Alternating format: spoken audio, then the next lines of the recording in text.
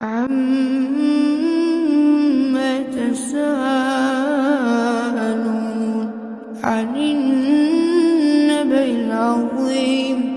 الَّذِي هُمْ فِيهِ مُخْتَلِفُونَ كَلَّا سَيَعْلَمُونَ ثُمَّ كَلَّا سَيَعْلَمُونَ أَلَمْ نَجْعَلِ الْأَرْضَ مِهَادًا وَالْجِبَالَ أَوْتَادًا وَخَلَقْنَاكُمْ أَزْوَاجًا وَجَعَلْنَا نَوْمَكُمْ سُبَاتًا وَجَعَلْنَا اللَّيْلَ لِبَاسًا وَجَعَلْنَا النَّهَارَ مَعَاشًا وَبَنَيْنَا فَوْقَكُمْ سَبْعًا شِدَادًا وَجَعَلْنَا سِرَاجًا وَهَّاجًا وَأَنزَلْنَا مِنَ الْمُعْصِرَاتِ مَاءً ثَجَّاجًا لِنُخْرِجَ بِهِ حَبًّا وَنَبَاتًا وَجَنَّاتٍ أَلْفَافًا إِنَّ يَوْمَ الْفَصْلِ كَانَ مِيقَاتًا يَوْمَ يُنفَخُ فِي الصُّورِ فَتَأْتُونَ أَفْوَاجًا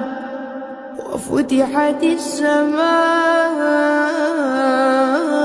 فَكَانَتْ أَبْوَابًا وَسُيِّرَتِ الْجِبَالُ فَكَانَتْ سَرَابًا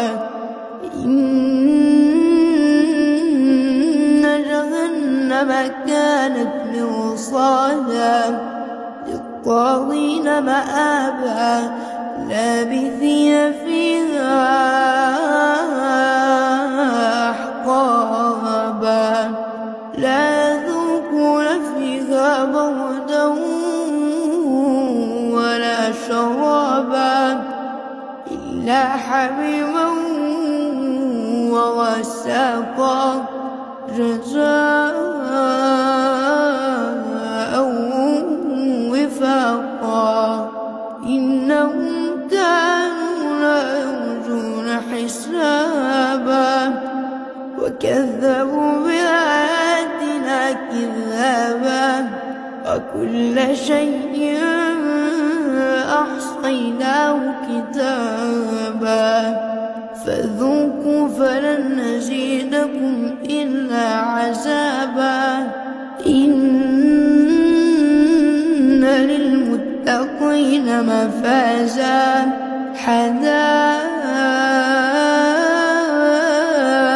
وَأَعْنَابًا وَكَوَاعِبَ أَتْرَابًا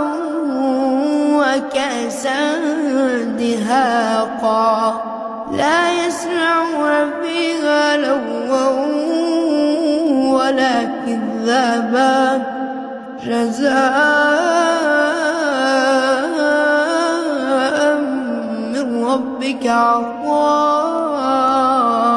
حِسَابًا رَّبِّ السَّمَاوَاتِ وَالْأَرْضِ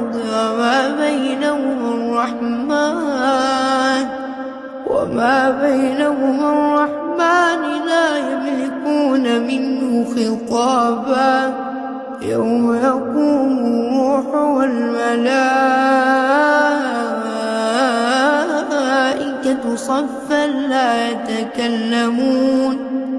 لا يتكلمون إلا من أذن له الرحمن وقال صوابا